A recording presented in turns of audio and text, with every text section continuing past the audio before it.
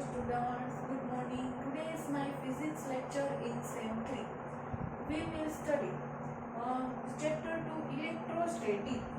In previous lecture we will study first topic Coulomb's law and electrostatic introduction, and our second topic is electric field.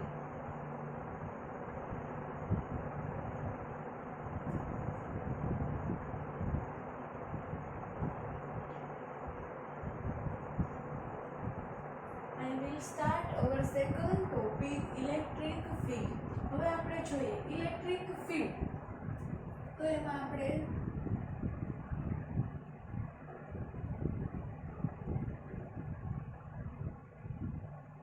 x y and z. હવે આપણે આગળ જોઈએ તો કુલમ્સ લો નો formula. કુલમ્સ લો નો formula શું હતું? તો F = 1/4 pi epsilon 0 q1 q2 upon r square.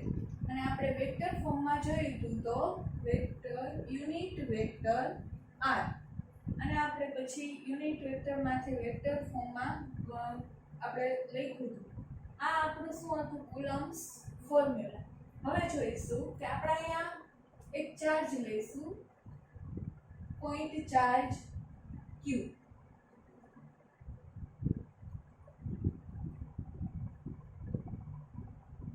point charge q લઈએ.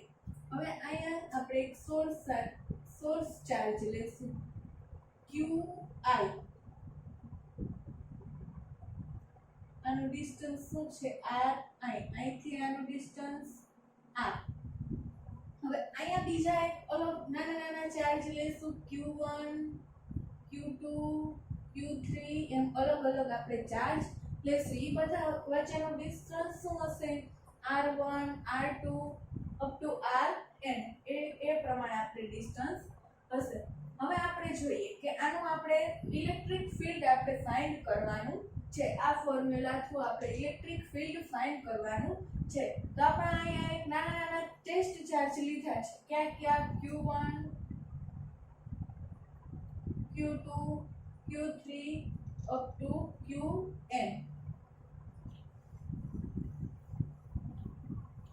એ બધા વચ્ચેનું આપણે ડિસ્ટન્સ શું લીધું છે? q point charge q through તો r1 r2 આ બધા વચ્ચેનું અલગ ડિસ્ટન્સ હશે. r3 up to rn. હવે આપણે જોઈએ આનો એક મેઇન ચાર્જ કયો છે? આપણો પોઈન્ટ ચાર્જ q છે. હવે આપણે કુલમ્સ ફોર્મ્યુલા આપણે થ્રુ આપણે આ ઇલેક્ટ્રિક ફિલ્ડ ફાઇન્ડ કરવાનું છે. તો આપણે અહીંયા q1 ચાર્જ છે, q2 ચાર્જ છે. q1 ચાર્જ હતો એમાં આપણે આપણું શું હતું?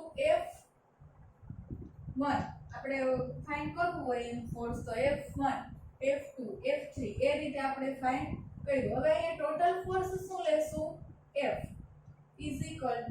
F1 F2 F3 up to Fn.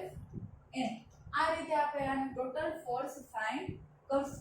હવે આપણે જોઈએ F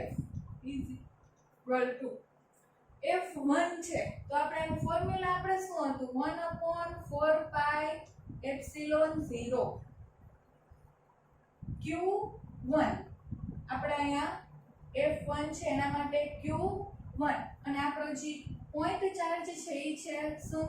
q upon r1 square, અને યુનિટ વેક્ટર r1. આ આપણું ફોર્મ્યુલા કોના માટે થયું? F1 માટે, ફોર્સ F1 માટે.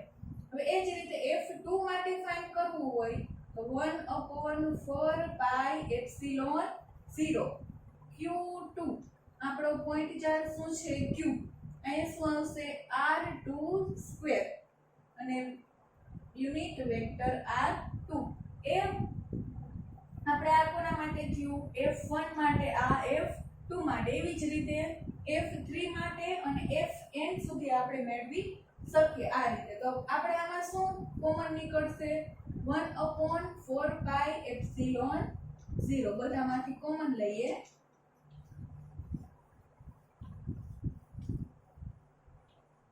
તો બ્રેકેટમાં શું રહેશે q1 q r1 square into unit vector r1 plus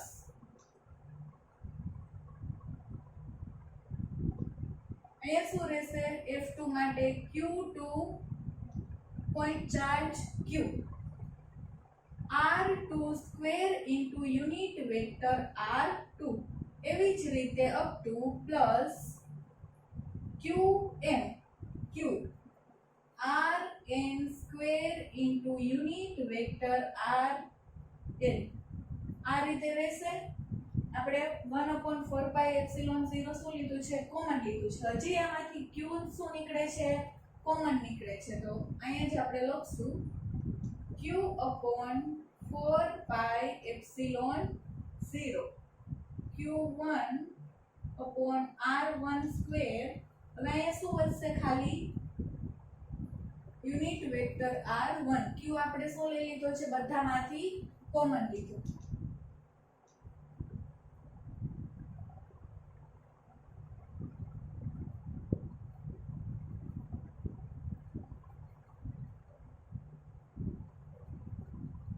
આ રીતે થશે બધામાંથી આપણે q કોમન લેશું તો હવે જોઈએ કે આ જે છે આટલું 1/4 પાઈ એપ્સિલોન 0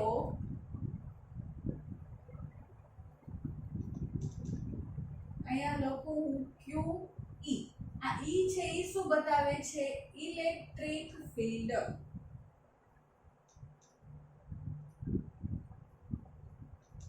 E છે એ શું બતાવશે આપણને ઇલેક્ટ્રિક ફિલ્ડ. અહીંયા Q અને ડાયરેક્ટ મેં શું લખ્યો છે E લખ્યો છે. હવે આપણે E ની વેલ્યુ ક્યાંથી આવી છે તો જુઓ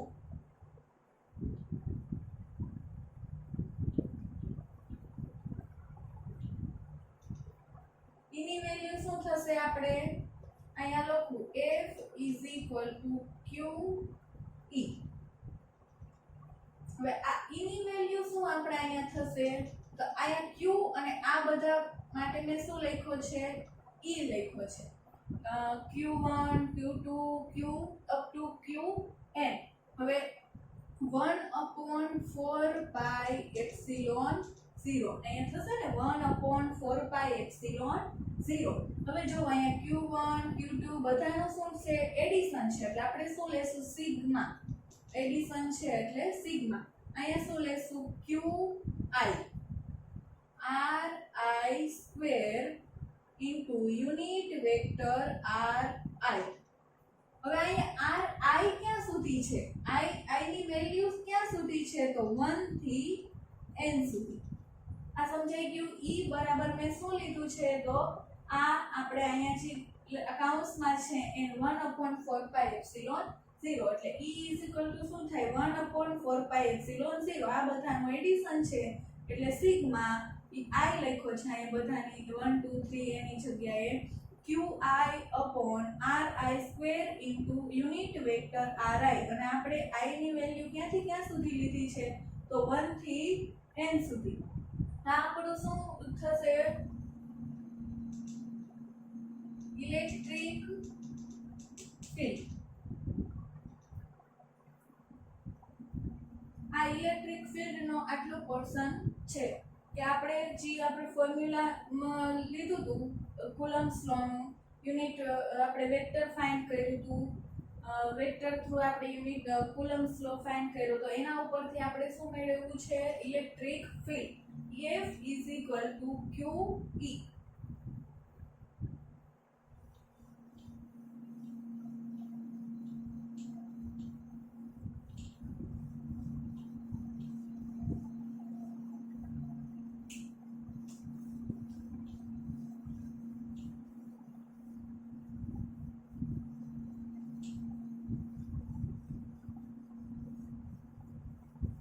હવે આપણો third topic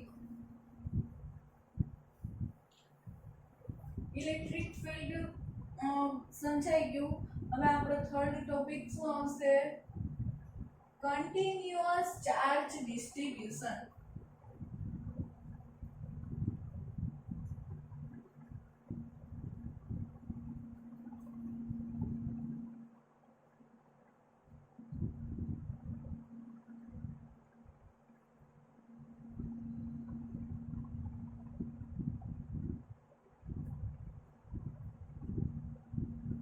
continuous charge distribution.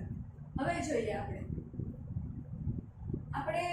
Two ટાઈપ્સમાં charge distribute થાય છે: discontinuous charge distribution and continuous charge distribution.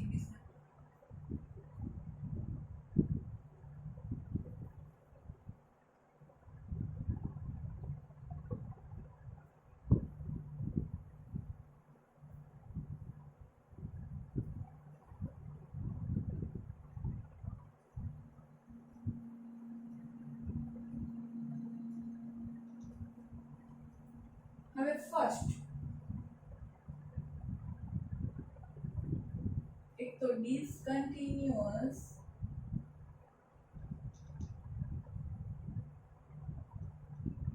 Charge distribution.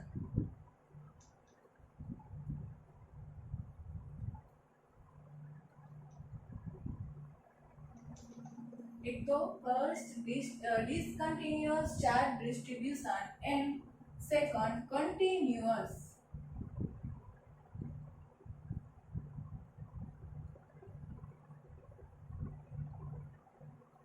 distribution. હવે discontinuous charge distribution માં શું હશે? તો આપણે ઇલેક્ટ્રિક મટીરિયલ ફિલ્ડ લઈએ તો એમાં ચાર્જ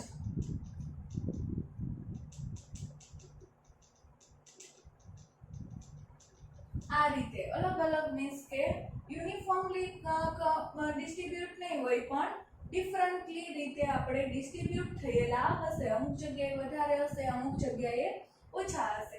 આવા ચાર્જ ડિસ્ટ્રીબ્યુશનને શું કહેશું આપણે? Discontinuous charge distribution. And continuous charge ડિસ્ટ્રીબ્યુશનમાં શું હશે? તો યુનિફોર્મલી રીતે પૂરી આપણે મેટલ કે ગમે એ છે એના ઉપર ચાર્જ ડિસ્ટ્રીબ્યુટ થયેલા હશે. એને આપણે શું કહેશું? Continuous charge distribution. એના 3 ટાઈપ છે. First linear charge distribution.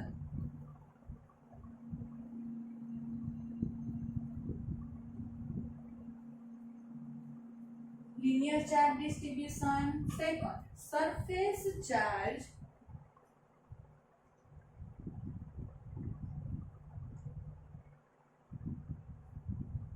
distribution. And third, volume charge distribution.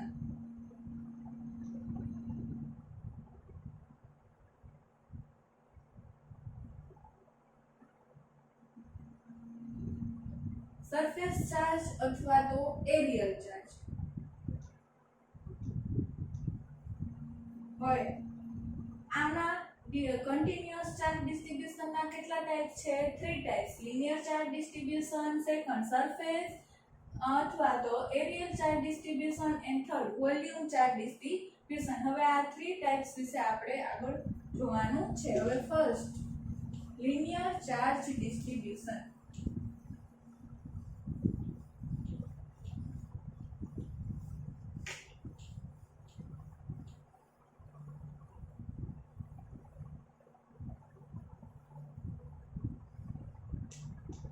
હવે ફર્સ્ટ જોઈએ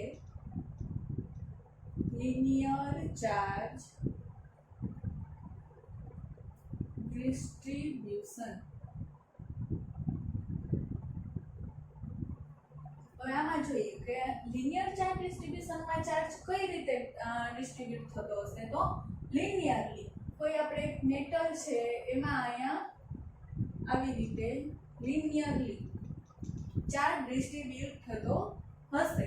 એને આપણે શું કહીશું? Linear charge distribution. કોઈ આવી રીતે સ્ફિયર છે એમાં આઉટર સાઇડ પર ચાર્જ ડિસ્ટ્રીબ્યુટ થતો હોય એને શું કહેશું આપણે linear charge distribution only outer side પર આપણે કે કોઈ વાયર છે એમાં આપણે કન્ટિન્યુઅસ ચાર્જ ડિસ્ટ્રીબ્યુશનમાં યુનિફોર્મલી ચાર્જ ડિસ્ટ્રીબ્યુશન થતો હોય એને આપણે શું કહેશું લિનિયરલી ચાર્જ ડિસ્ટ્રીબ્યુશન થશે એને આપણે શું કહેશું લિનિયર ચાર્જ ડિસ્ટ્રીબ્યુશન હવે જોઈએ કે લિનિયર ચાર્જ ડિસ્ટ્રીબ્યુશન છે એમાં આપણે એનું ફોર્મ્યુલા હવે આપણે આગળનું ફોર્મ્યુલા જોયું હતું E અહીંયા આપણે સ્મોલમાં r આપણે અહીંયા ઇલેક્ટ્રિક ફિલ્ડનું ફોર્મ્યુલા E શું થતું હતું 1/4 pi epsilon 0 sigma I to I is equal to 1 to n qi ri square into ri unit vector ri હવે આપણે જોઈશું કે એનું ઇન્ટિગ્રેશન લઈશું તો આપણે શું થશે આપણે આવું ફોર્મ્યુલા હતું હવે આપણે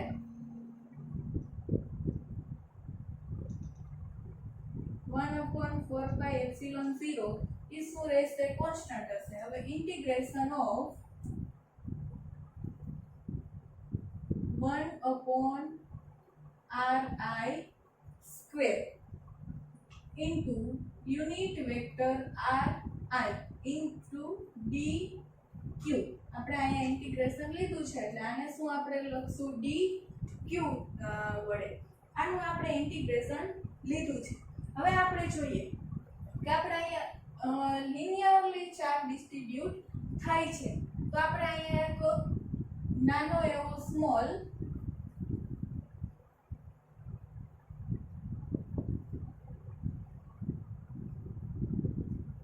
પાર્ટ્સ લેશું અને આપણે શું કહેશું ડી એલ અહીંયા પોઈન્ટ ક્યુ હશે પોઈન્ટ ક્યુ અને અહીંયા નાનો એવો પાર્ટ લીધો છે આનો ડી એલ હવે આપણે જોઈશું આની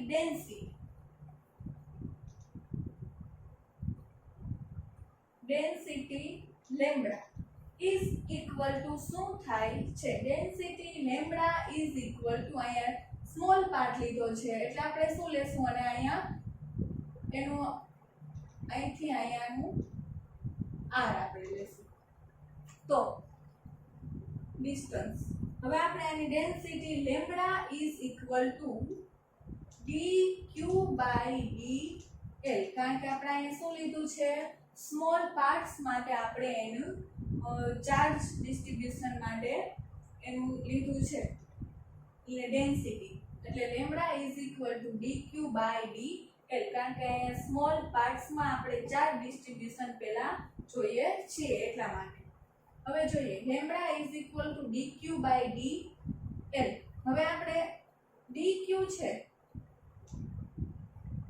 ઇઝ ઇક્વલ ટુ શું થશે આ dl આ સાઈડ આવશે તો લેમ્બડા ઇન્ટુ dl આવું થશે dq is equal to lambda into dl આપણે સ્મોલ પાર્ટ્સ માટે ચાર્જ ડિસ્ટ્રીબ્યુશન ની ડેન્સિટી લીધી છે હવે આપણે જોઈએ આ ફોર્મ્યુલામાં er is equal to 1/4 pi epsilon 0 આપણે dq ની જગ્યાએ શું મૂકવાનું છે લેમ્બડા into dl એટલે integration of lambda ri square into unit vector ri into dl આ ફોર્મ્યુલા આપણે કોના માટે થયું તો લિનિયર ચાર્જ ડિસ્ટ્રીબ્યુશન માટેનું formula 1/4 pi epsilon 0 integration of lambda upon ri square into unit vector ri into dl આ સમજાઈ ગયું હવે આપણે સેકન્ડ આવશે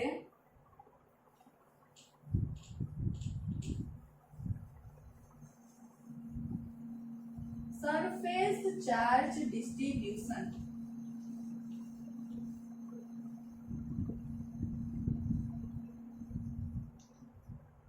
second surface charge distribution.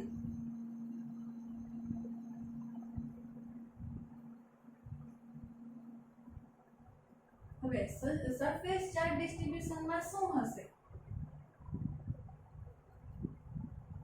તો જે ચાર્જ છે એ પૂરી સરફેસ ઉપર, હોલ સરફેસ ઉપર ડિસ્ટ્રીબ્યુટ થયેલો હશે. યુનિફોર્મલી પૂરી સરફેસ ઉપર આપણે ચાર્જ ડિસ્ટ્રીબ્યુટ થયેલો હશે.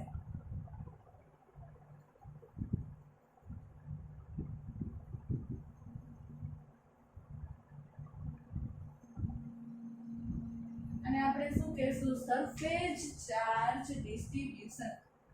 હવે આનો એક સ્મોલ પાર્ટ્સ આપણે લઈએ અહીંથી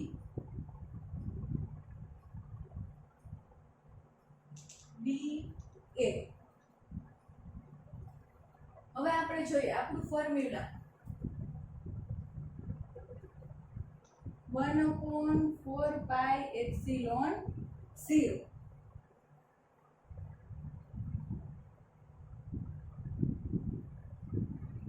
આપણે અહીંયા ઇન્ટિગ્રેશન લીધું છે તો 1/r(i²) into r unit vector r i into D ક્યુ. હવે આપણે જોઈએ કે અહીંયા સરફેસ ચાર્જ ડિસ્ટ્રીબ્યુશન માટે આપણે શું હશે? તો આખી સરફેસ ઉપર, હોલ સરફેસ ઉપર ચાર્જ યુનિફોર્મલી ડિસ્ટ્રીબ્યુટ થયેલો હશે. આને આપણે સરફેસ ચાર્જ ડિસ્ટ્રીબ્યુશન કહીશું. એની ડેન્સિટીને આપણે રો તરીકે, સિગ્મા તરીકે આપણે લેશું.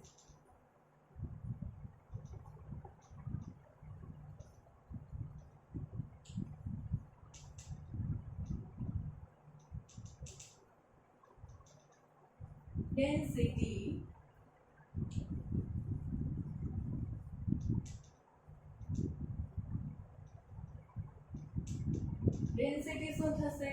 તો sigma d q by d a. કારણ કે આપણે અહીંયા સ્મોલ પાર્ટ્સ સરફેસનો ડી એ લીધો છે. હવે આપણે ડી ક્યુ ને આપણે લેશું તો શું થશે? D q is equal to sigma into d A.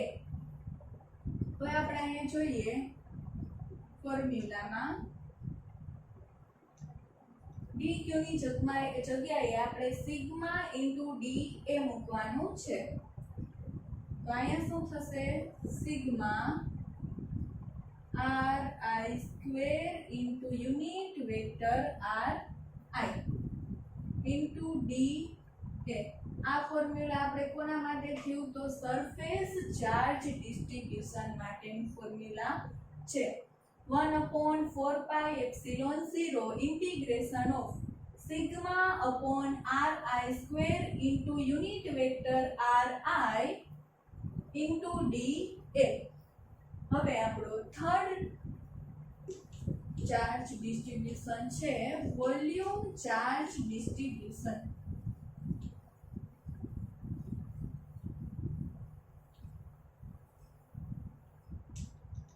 Third volume charge distribution.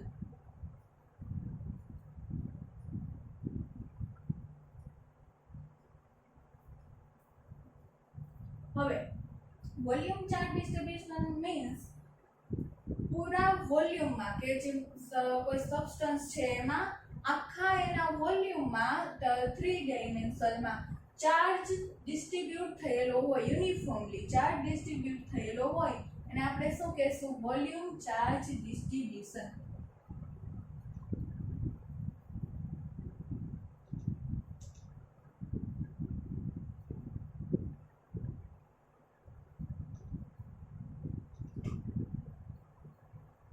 આખા વોલ્યુમમાં ચાર્જ ડિસ્ટ્રીબ્યુટ થયેલો હશે એને આપણે કહેશું વોલ્યુમ ચાર્જ ડિસ્ટ્રીબ્યુશન. હવે આનો આપણે small parts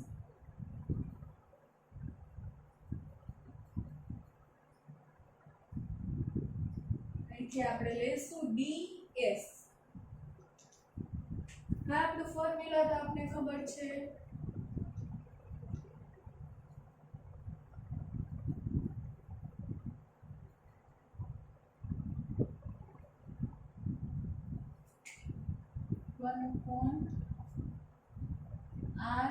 ri square into unit vector ri into dq. હવે આપણે જોઈએ કે જે આપણે આ વોલ્યુમ ચાર્જ ડિસ્ટ્રીબ્યુશનમાં આખા વોલ્યુમમાં યુનિફોર્મલી ચાર્જ ડિસ્ટ્રીબ્યુટ થયેલો હશે. હવે આની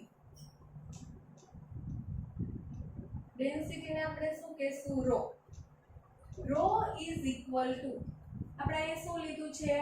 સ્મોલ પાર્ટ્સ ds, એટલા માટે dq upon ds. હવે આપણે જોઈશું. હવે ds ને આ તરફ લઈએ તો dq ઇઝ ઇક્વલ ટુ શું વધશે? Rho into ds. હવે આપણે જોઈએ dq ની જગ્યાએ આપણે શું મૂકશું? Rho into ds. તો આપણું ફોર્મ્યુલા શું થશે? 1/4π0 integration of rho ri square upon